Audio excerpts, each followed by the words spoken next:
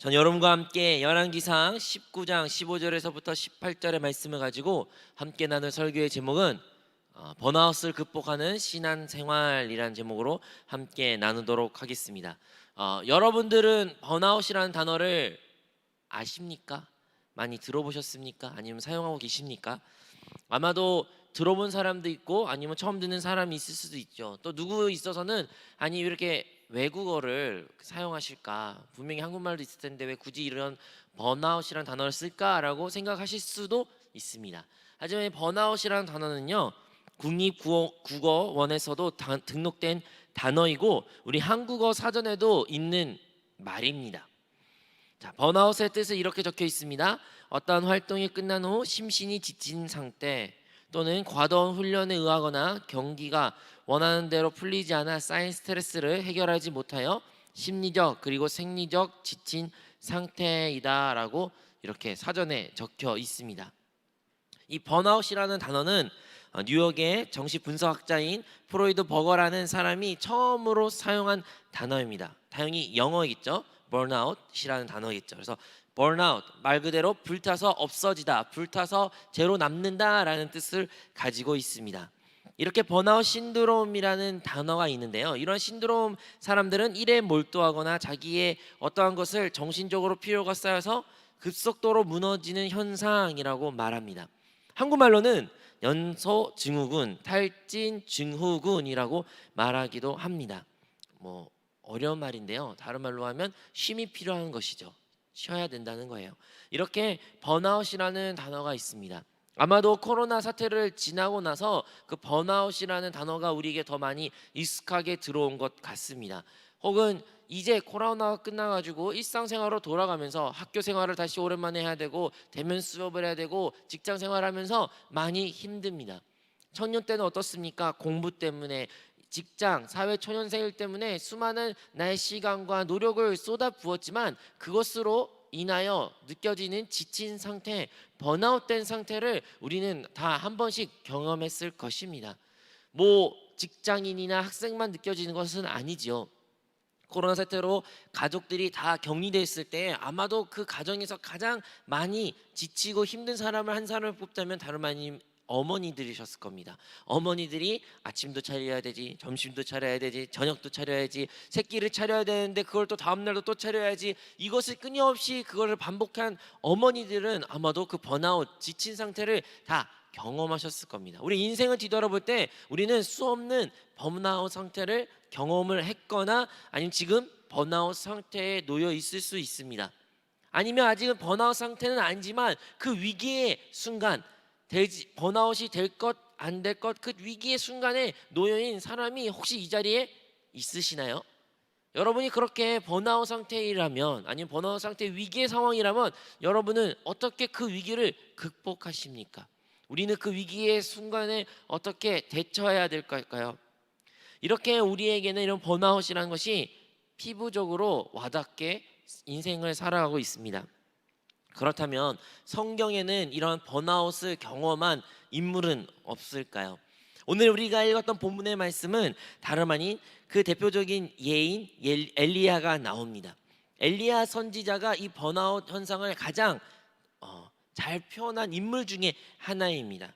오늘 본문의 말씀은 이 엘리야 인물은 열왕기상 열왕기 하에만 등장합니다. 아마도 여러분이 알고 있는 수많은 선지자 중에 대표적인 선지자라 뽑으면 누가 나올지는 모르겠지만 엘리야는 알 겁니다. 이렇게 많이 익히 알고 워낙 유명한 선지자인데도 불구하고 성경은 이 인물을 다루는 분량이 생각보다 많지가 않아요. 다른 인물들 아브라함, 다윗 유명한 인물들이 여러 번 있는데 비해 이 선지자 엘리야는 그렇게 많이 등장하지 않습니다.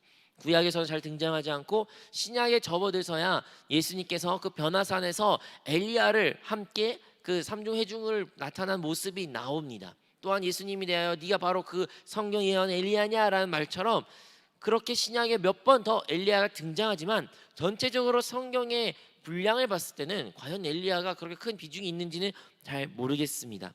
하지만 이 엘리야는 아주 많은 일을 했던 사람들이에요. 성경에 많이 기록되고 언급되지 않을지라도 그가 행했던 일을 바라본다면 놀라운 일들이 일어납니다. 어떤 일을 했어요? 그가 한마디로 한 말을 하면 하늘에서 비가 그쳤고요. 그가 기도했을 때 하늘에서 비도 내리는 역사가 나타났고, 또 그가 죽은 아이를 살리기도 하였고, 놀라운 기적들을 엘리야는 펼쳤습니다. 이렇게 기적들을 많이 펼친 엘리야, 질병도 치유했던 엘리야이지만 이 엘리야의 대표적인 사건, 이거 뭐 성경 학교가 아니기 때문에 물어보면 안 되겠지만 대표적인 사건 하나를 뽑자면 갈멜산 기도입니다. 갈멜산 기도 여러분 기억하시죠? 엘리야가 하나님 앞에 나왔을 때 이제 그 이스라엘이 바알과 아세라를 섬기는 그 이스라엘 백성들을 향하여 애통함을 가지고 바알 섬기는 선지자 450명, 아세라를 섬기는 선지자 400명, 이렇게 총합 850명 대 엘리야 하나, 서로 싸움을 붙은 거예요. 누가 진짜 살아있는 하나님을 한번 증명하자. 만약에 진짜 살아있는 하나님이라면 지금 우리가 제사를 이렇게 제단을 쌓을 텐데 이 제단 위에 불이 임할 것이다 라고 그 두 분류가 붙게 됩니다. 그리고 그 결과는 자연스럽게도 아세라와 바알을 섬겼던 어떠한 반응도 없었고 어떠한 결과고 변화가 없었지만 엘리야가 기도했을 때는 하늘에서 불이 떨어져 그 모든 제단들을 사그리 태웠다라는 이야기가 우리가 알고 있는 바로 그 갈멜산 사건입니다. 하지만 이 갈멜산 사건 이후에 엘리야가 아주 큰 확신을 가졌죠. 여러분이 생각해 보십시오. 그 모든 이스라엘 백성들이 타락하였고 우상을 숭배한 상황 가운데 왕도 하나님을 부인한 상황 가운데 엘리야가 이제 왕에게 온 백성에게 보여준 거예요. 하나님은 진짜 살아있다. 네가 믿는 그 바알, 네가 믿는 그 아세라, 네가 믿는 그 우상은 다 거짓이다라는 것을 두 눈 똑똑히 바로 보여준 것입니다. 그러면 우리도 다양스럽게 자연스러운 반응은 이제 이들이 변할 것이다, 이제 이들은 하나님을 영접할 것이다 라는 기대를 찾지만 현실은 무엇입니까? 아니요, 도리어 더 엘리야를 핍박하게 되었습니다. 엘리야를 붙잡아 죽이려 했습니다. 엘리야가 어디냐고 하면서 엘리야가 이제 도망자의 신세를 살아가게 된 것입니다. 이렇게 엘리야는 그 왕에서부터 도망가기 위해 홀로 먼 여행을 떠났고 결국에는 그가 홀로 남았을 때 하나님께 간곡히 기도합니다. 하나님, 차라리 나를 죽여주십시오. 나를 죽여주십시오라고 로뎀나무 밑에서 그러한 기도를 하게 되는 것이죠. 열왕기상 18장 4절에 이렇게 기록되어 있죠. 자기 자신은 광야로 들어가 하룻길쯤 가서 한 로뎀나무 아래에서 앉아서 자기가 죽기를 원하여 이르되 야훼여 넉넉하오니 지금 내 생명을 거두시옵소서. 나는 내 조상들보다 낫지 못한나이다 하고, 이렇게 엘리야는 우리가 상상할 수 없는 그 기도를, 아니면 어쩌면 우리 같은 기도를 하나님께 합니다. 하나님, 차라리 나 죽게 해주세요. 나 죽고 싶어요. 나 그냥 인생 그만 살고 싶어요. 포기하고 싶어요 라고 엘리야가 하나님께 기도하는 것입니다. 그 로담나무에 기도했을 때 왜 그렇게 엘리야는 모든 것을 포기하고 싶은 만큼 그 존재가 흔히 말하는 번아웃 상태가 되었을까요? 첫 번째로 아까 말한 것처럼 그는 갈멜산에서 나타난 기적이 그 사회가, 그의 인생이, 이스라엘이 변화될 것은 큰 기대를 가졌기 때문입니다. 왜냐하면 엘리야는 그 기적을 행하기 전에 그에게 간절한 기대가 이렇게 적혀 있습니다. 열왕기상 18장 30절입니다. 여호와여, 내게 응답하옵소서. 내게 응답하옵소서. 이 백성에게 주 야훼는 하나님이신 것과 주는 그들의 마음을 돌이키심을 알게 하옵소서라고 말합니다. 여기서 말하는 게 뭐예요? 하나님, 여기 지금 제단이 있는데 하늘에 불을 내려주세요. 불을 내려준 이유가 뭐예요? 무엇을 위해 불을 내리라는 거예요? 하나님이 진짜 하나님인 것을 보여주시고 하나님이 그들의 마음을 바꿔주시는 하나님이라는 것을 증명해 주세요 라고 엘리야가 기도한 것입니다. 하늘에서 불을 내렸습니다. 근데 그들의 마음은 변했습니까? 그들의 마음이, 완곡했던 마음이 변해서 다시 회개의 영성이 나타나 하나님께 회개를 구하고 하나님의 백성이 되고 하나님을 섬기는 백성을 그는 기대했지만 현실은 전혀 그러지 못하는 것을 바라봤을 때 엘리야에게는 큰 상실감이 나타났고 큰 기대가 무너졌습니다. 그는 승리했다고 생각했을 거예요. 그래, 하나님의 승리다, 나의 승리다, 하나님의 역사 나타났다, 기적이 나타났다, 할렐루야 라고 생각했지만 그것은 기적이 아니었고 승리가 아니었습니다. 도리어 더 큰 기대가 있었기에 더 큰 실망감이 있는 것처럼 그의 인생 가운데는 암울한 실망이 덮친 것이고 그 실망감으로 말미암아 그는 결국에는 모든 것이 소진된 상태가 된 것입니다. 네, 여러분, 놀라운 사실은요, 과연 이 갈멜산 사건, 이 갈멜산에서 일어났던 일들은 하나님이 계획했고 하나님이 그에게 말했던 말일까요?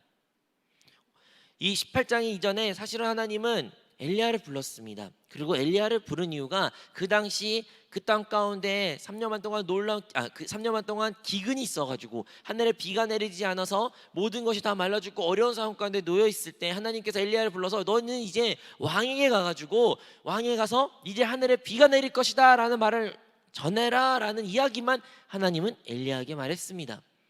그리고 이 갈멜살 사건은 아무것도 없는 거예요.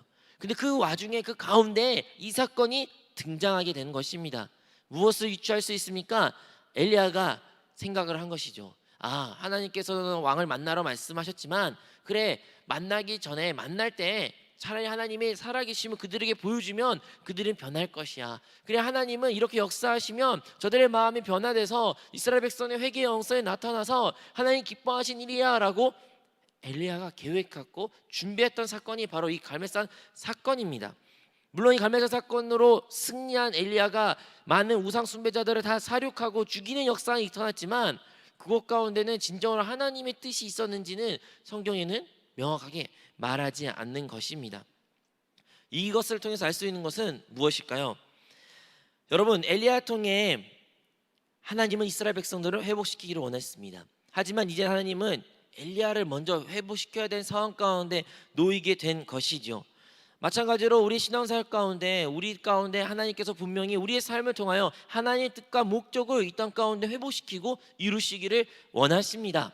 하지만 하나님의 뜻과 목적을 이루어야 될 우리가 무너진 상태이고 우리가 쓰러진 상태이며 우리가 소진된 상태이면 하나님은 우리에게 다가와 우리를 먼저 회복시키시고 우리를 먼저 만지시는 하나님이심을 우리는 기억해야 될 줄로 믿습니다.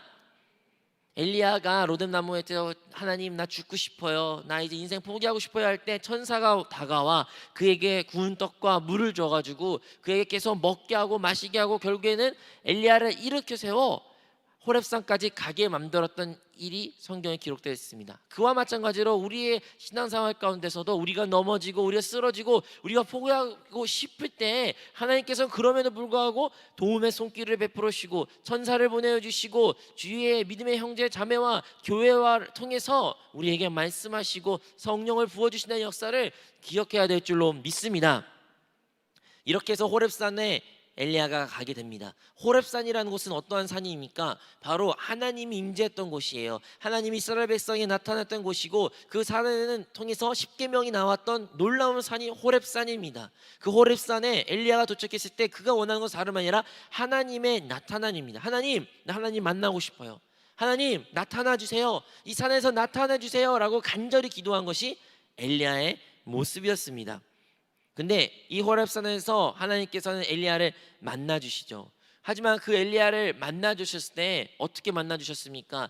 지진이 일어나고 불이 지나가고 정말로 자연재해가 놀라운 큰 무서운 일들이 일어났지만 그곳 가운데는 하나님이 함께 있지 않았다라고 성경에 기록되어 있어요.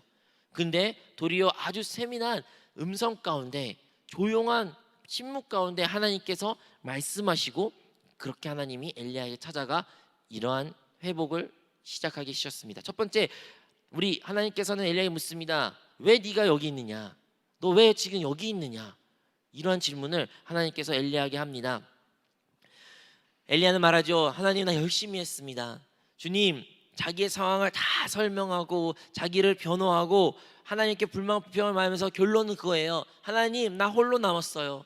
내가 그렇게 열심히 하고 하나님 뜻을 위해 살았지만 결국에 나 혼자밖에 안 남았어요. 이렇게 말하는 것이 엘리야의 답변이었습니다. 이렇게 답변을 한 엘리야에게 하나님께서는 어떠한 회복을, 어떠한 방법을 그를 치유했는지 우리가 함께 보기를 원합니다. 자, 첫 번째 아까 말한 것처럼 하나님께서 그에게 묻습니다. 너는 왜 어찌 여기에 혼자 왔느냐라고 묻습니다. 13절에 그렇게 기록되어 있죠. 엘리야가 듣고 걷어서 얼굴을 가리고 나가 굴 어귀의 섬의 소리가 나여 임하여 이르시되 엘리야야, 네가 어찌하여 여기 있느냐? 그리고 15절에서는 이제 하나님께서는 엘리야에게 말합니다. 너는 하사엘과 예후와 엘리사를 기름 부어서 사람을 세우라라는 명령을 그에게 합니다. 무슨 말입니까? 사실 선지자 했던 일은, 선지자의 가장 근본적이고 그리고 해야 될 의무는 사람을 세우는 일이에요. 기름을 부은 일이에요. 선지자를 하나님께서 세우신 이유는 그 사람을 통하여 다른 사람을 세우고 그 사람을 통해서 함께 일하는 것이 하나님의 뜻입니다. 엘리야는 사실 기적을 많이 일으켰고 많은 표적을 보였고 능력 있는 사람인 것은 맞지만 그것이 선지자의 본연의 중요한 일은 아니에요. 너는 너의 본연의 중요한 일을 되돌아가라. 네가 해야 될 일을 해라. 그것은 사람을 세우고, 즉 왕을 세우고 제사장을 세우고 선지자를 세운 일을 네가 감당하라라고 하나님께서는 엘리야에게 명령하십니다. 그리고 하나님께서는 그들을 세우실 뿐 아니라 그들과 함께 일하고 동업하고 그리고 하나님의 일을 이루라라는 명령을 내리시면서 마지막으로 엘리야에게 내가 이 땅 가운데 바알에게 무릎 꿇지 않는 7천 명의 사람을 세웠다. 그러니까 너 홀로 아니다라고 하나님께서 오늘 우리가 본문의 말씀을 통해서 그에게 응답하신 이야기를 우리가 봤습니다.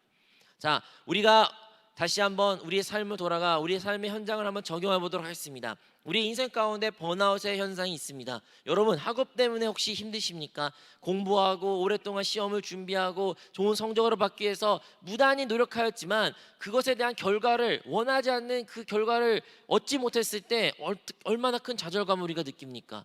그 좌절감을 느꼈을 때 얼마나 포기하시고 모든 것을 뒤로 한 채 그냥 아무 생각도 들지 않은 우리의 모습도 있지 않습니까?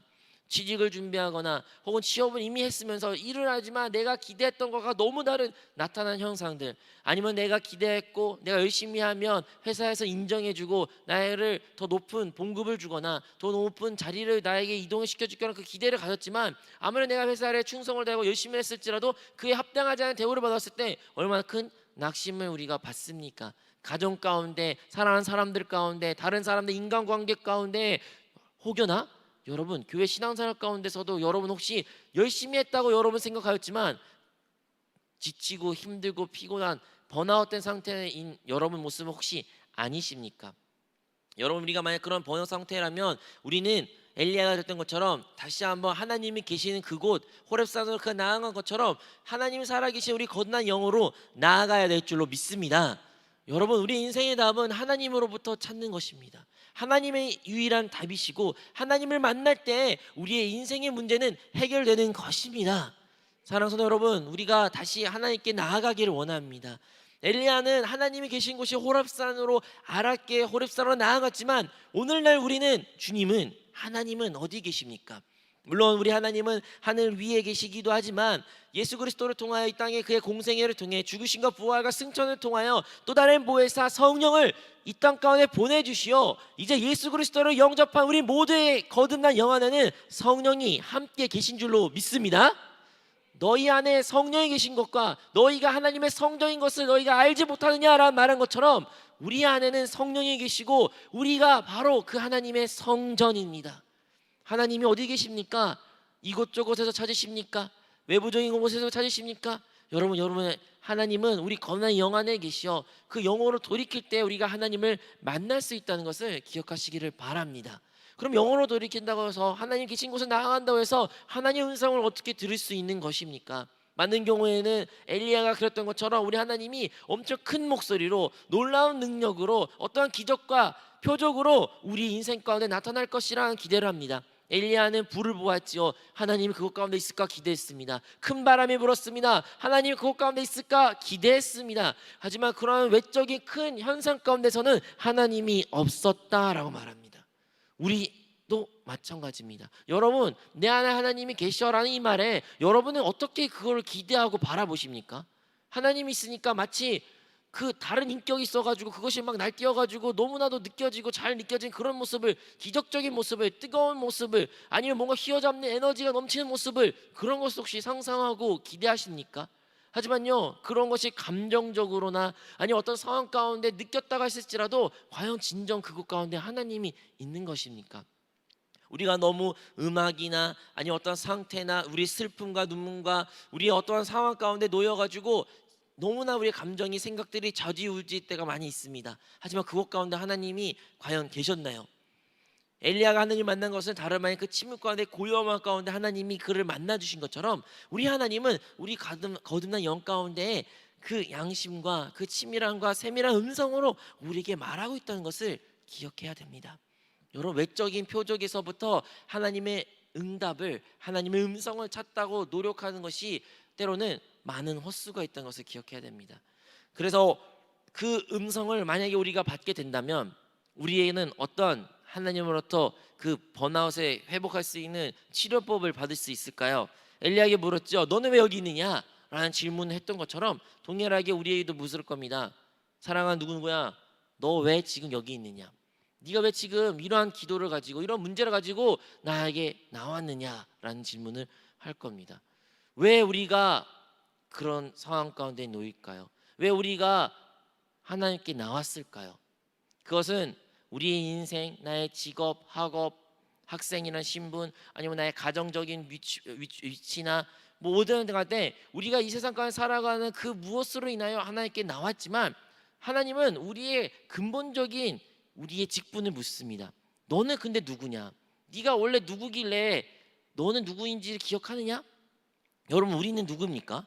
우리는 하나님 앞에서 어떠한 존재입니까? 이 땅 가운데 살아갔을 때 하나님 우리를 어떠한 존재로 부르신 존재로서 우리는 살아야 되는 것입니까? 베드로전서 2장 9절에 이렇게 기록되어 있죠. 그러나 너희는 택하신 족속이요 왕 같은 제사장들이요 거룩한 나라요 그의 소유된 백성이다 라는 말이 나옵니다. 여기서 가장 유명한 아니면 대표적인 단어가 뭡니까? 너희는 왕 같은 제사장들이다 라는 말입니다. 우리는 하나님의 왕 같은 제사장들로 부름받은 자들입니다. 제사장은 무엇입니까? 하나님을 섬기는 사람들입니다. 하나님을 섬기는 자로서 우리를 불렀는데 그 신분을 망각한 채 내 인생의 그 본연의 신분을 잊고 그냥 다른 것에 내가 그냥 믿고 싶고 내가 살고 싶은 그 모습으로, 살아가는 모습으로, 힘든 모습으로, 상처받은 모습으로 하나님께 나온 것은 아닙니까? 하나님 묻죠. 너 왜 여기 있느냐? 네가 있을 곳은 여기가 아니지 않냐? 그리고 하나님의 그의 치료법이 뭐라고 말한 겁니까? 바로 너의 본연의 인문에 집중하라. 너의 부르심에 순종하라. 내가 너를 누구로 불렀냐? 내가 너를 학생으로 불렀냐? 내가 너를 어떤 직장의 직장인으로서 불렀느냐? 내가 너를 어떠한 가정의 어떤 위치로 불렀느냐? 물론 불렀죠. 하지만 그 전에 그것을 맡기기 전에 우리의 본연의 신분은 무엇입니까? 하나님의 자녀된 자로서 하나님의 왕 같은 제사장들이라는 것입니다. 우리는 왕 같은 제사장의 그 신분을 결코 잊어서는 안 됩니다. 우리가 그 신분을 망각한 채 인생을 살아가다 보면 하나님의 영광이라는 이름하에 우리의 생각과 우리의 의견을 많은 것을 피력할 때가 있습니다. 하나님의 영광을 위해서 나 이 대학 가야 돼요. 하나님의 영광을 위해서 나 이 직업을 거둬야 돼요. 하나님의 영광을 위해서 우리 남편이 변해야 되고 우리 아들이 변해야 되고 우리의 가정이 변해야 되고 하나님의 영광을 위해서 나는 결혼해야 되며 이러한 이야기를 많이 하지만 여러분, 진정 그것이 하나님이 원하신 뜻하신 일에 부합된 일입니까? 우리의 본연의 일에 충성하고 그것을 온전히 행하면서 그것을 구하는 기도입니까? 아니면 엘리야가 본인의 업무인 선지자 일을 뒤로한 채 그 외적인 기적이 너무나도 잘 나타나고 그 외적인 기도에 심취해 그 외적인 기적으로 말미암아 이스라엘 백성을 변화시켰다는 기대를 가지면서 그가 갈멜산에서 그 놀라운 일을 이룬 것처럼 우리도 우리 인생 가운데 하나님 기도할 때 수많은 기도가가 혹시 그러한 것과 비슷한 것은 아닙니까? 하나님 시키지 않은 일인데, 하나님이 말하지도 않은 일인데 우리가 그것을 하면 하나님 영광 받으실 거예요. 그러니 나타내 주세요. 이걸 하면 하나님 믿지 않는 친구들이, 믿지 않는 저 세상 사람들이 하나님 살아계심을 볼 거예요 라고 말하면서 정작 그것이 이루어지지 않았을 때, 정작 나의 주변 사람들이 변하지 않았을 때, 주변 나의 환경들이 나의 기도가 간구가 그대로 되지 않았을 때 실망과 낙담하는 우리의 모습은 있지 않는 것입니까? 그럴 때마다 하나님은 다시 말씀하시죠. 너의 본연의 인물을 돌아가라. 내가 너를 불렀던 이유를 기억해라. 그것은 다름 아니라 왕 같은 제사장의 10분이라는 것을 우리는 다 기억해야 될 줄로 믿습니다. 물론 우리가 그 신분을 회복하면 그 이후에 되어진 우리 모든 일들은 다 그의 영광을 위해서 할 것입니다. 우리가 왕 같은 제사장의 신분을 회복하고 하나님을 섬기는 것을 최우선시하게 된다면 그것이 이제 여러분의 학업이든 직장이든 사업이든 그 무엇이 되었든 간에 하나님의 영광을 위해서 분명히 되어질 것입니다. 하지만 분명한 것은 과연 그 일에 나의 티끌만큼 나의 욕심, 나의 생각, 나의 뜻이 있는지 없는지를 분명히 점검해야 됩니다. 주님은 우리에게 어떠한 명령을 주셨습니까? 우리 이 땅 가운데 주님을 우리에게 어떻게 살아라고 말했을까요?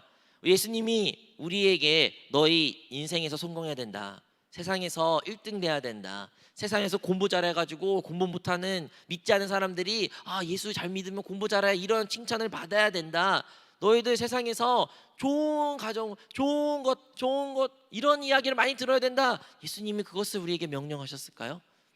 예수님은 우리에게 그가 이 땅 가운데 떠나실 때 명령하신 것은 딱 한 가지입니다.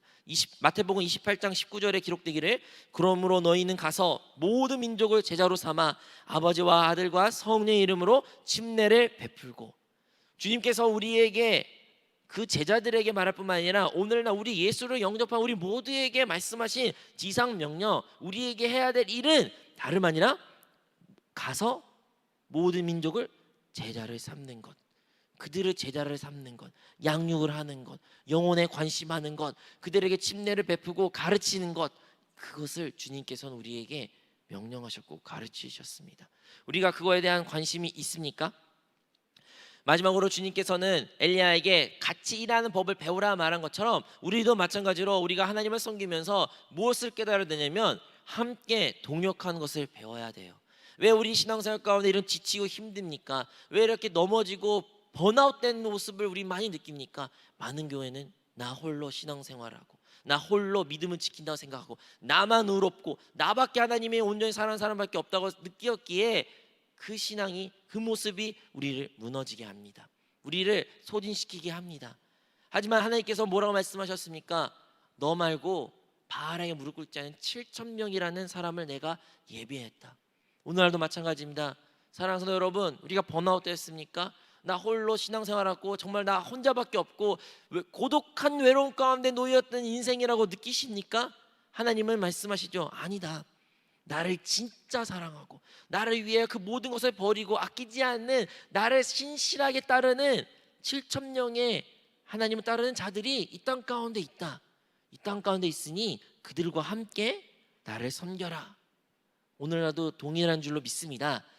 사랑하는 성도 여러분, 우리 인생 가운데 번아웃을 느끼셨을 것입니다.